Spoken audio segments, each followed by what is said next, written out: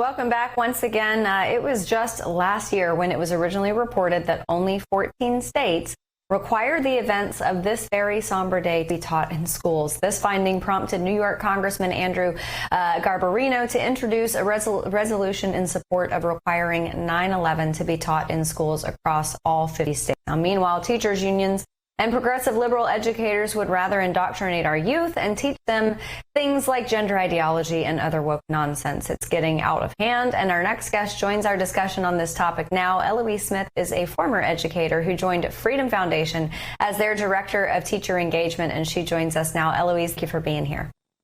Thanks so much for having me on. I want to start with, something I mentioned at the top, all of this woke garbage that is being added to curriculums. And I do think that when it comes to kids' education and the limited time that they have there at school, I do think that is somewhat a zero-sum game. So if you're adding in this, what is suffering? And according to the last national report card, a third of kindergartners are behind on reading. 36% of fourth graders are not proficient in math at grade level.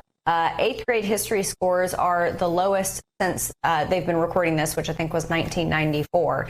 Is that what's suffering, or are we just blowing things out of the picture? No, it's definitely suffering. You're exactly right. And it's because the teachers' unions who have taken over our education system have decided that those things are no longer worth teaching to our children. Our children are not worthy of knowing how to read. Instead, they need to know what DEI is and that their skin color inherently makes them racist. Yeah, it really is extraordinary. And you have such a unique position because you get to engage teachers in a daily perspective. I want to ask this question because it's a question I get a lot when I'm out in just everyday America. Why hasn't a new teachers union been stood up? Somebody that could give a competition to the NEA or the ATF and others. What are some of the obstacles to having some competition among the teachers unions that might balance this out long term? Yeah, it's a big question, and probably one that a lot of people are actually wondering. Unfortunately, because of the way that the NEA and AFT have structured themselves, they have made it that they are the only bargaining agreement nationally. They've got an agreement with the United States government, and so there's federally no way to really fight that back. The Freedom Foundation, working with Scott Fitzgerald from Wisconsin, just submitted a bill to take part in the NEA charter, but unfortunately it looks like the NEA and AFT are here to stay as the sole representatives. The best way for teachers to fight back themselves, though, is to just stop paying union dues, and they can join an alternative group like Association of American Educators. Yeah, that's a good point. Yeah, AEA. John and I often talk about on this show when narratives are able to punch through and people actually absorb information, true data, accurate information and numbers that allow them to make decisions better. And here in California, I can't believe I can even say this, just last week, the 6th school district, I think this time it was Orange County, just made a rule that you have to notify parents if their child reports that they are a gender other, they identify with a gender other than the one that they were born with. Even in California, very, very blue California, we now have 6 school districts. Does that tell you that teachers, or well, I guess parents in this case, that parents are getting the message? Yeah, and honestly, teachers are too. They're pretty frustrated with the way that things are set up. In 2021, AFT did an internal poll of all of their members and asked them if they thought the classroom was too politicized. 9 out of 10 of them said it was. This is not what they want. They don't want to be transitioning students.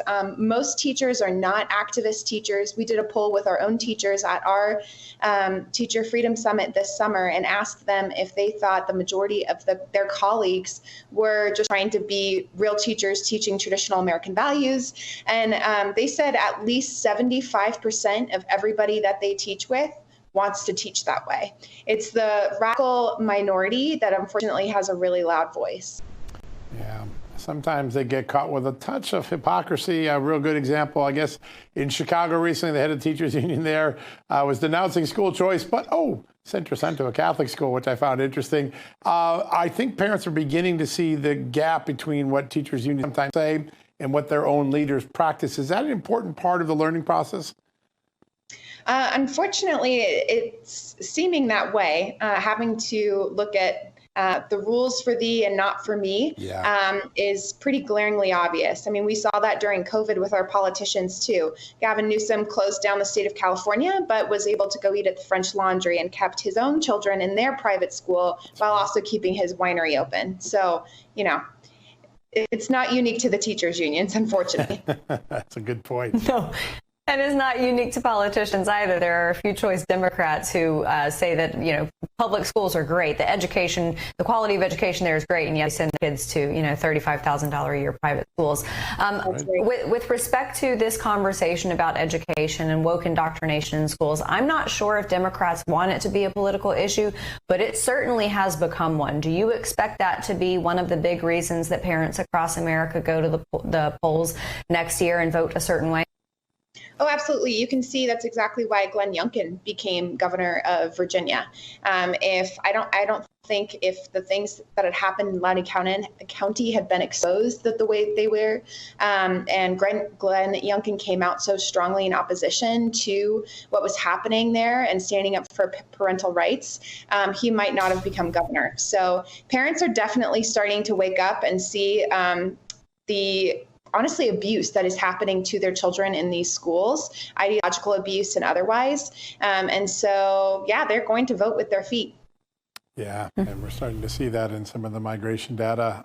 Even the Census Bureau puts out, it's starting to become obvious what's going on. You mentioned Glenn Youngkin over the weekend, a pretty dramatic moment. He pardoned unconditionally a dad who had gone to a school board meeting to protest the fact that his daughter had been sexually assaulted, of course, gets arrested as part of the protest. What message did that send to other parents that were really disheartened by that whole episode? Well, and it wasn't just he was arrested, right? He was labeled a domestic terrorist by the FBI. Great point. So I think a lot of parents were like, wait a second, why is the federal police force coming after us to defend our own children? Now it's okay. The message really was being sent that not only is it okay for your child to be sodomized at school, you can't fight back against it. Otherwise, we'll call you the terrorist. Really disturbing. Yeah. Yeah, I think when he was arrested in that board meeting, that was one of the snapshot moments in American history where a lot of people woke up to what is happening. And I think that we're seeing the effects of that now. And I think we will even more so next November. So I think you're right, Eloise. Thank you so much for being here. We're going to have you back on again very soon, especially as this conversation is heating up. All right, we've got to take a quick commercial break, but we'll be right back for a discussion after these messages.